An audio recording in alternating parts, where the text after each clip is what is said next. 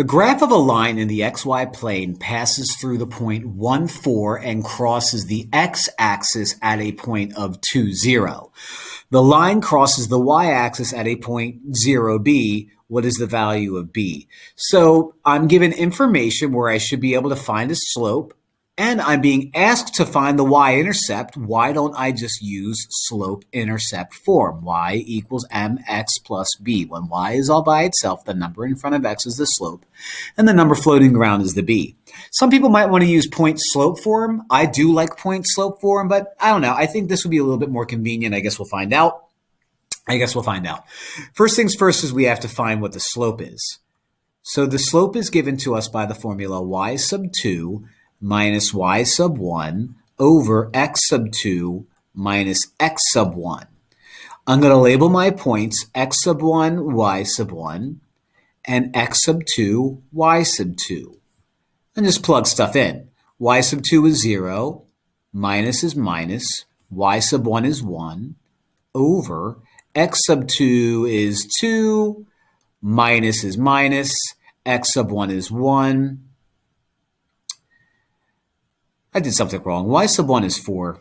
Yeah, I knew that wasn't looking right. Y sub 1 is 4, so I backed it up. Y sub 1 is 4. Didn't make a mistake. Almost did, though. 0 minus 4 is negative 4. 2 minus 1 is regular 1. And so my slope is negative 4.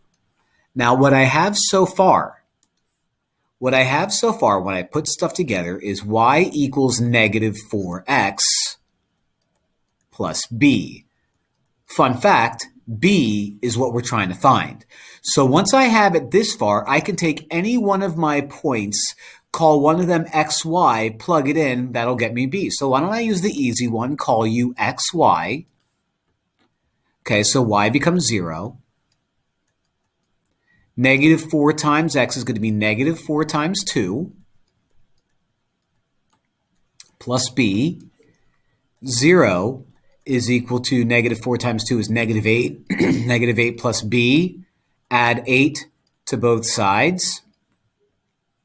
And b equals 8, which means my y-intercept is 8. So the equation that I get altogether, and this is just me doing a little above and beyond, is going to be negative 4x plus 8. But what's really important is the fact that I was being asked to find the value b.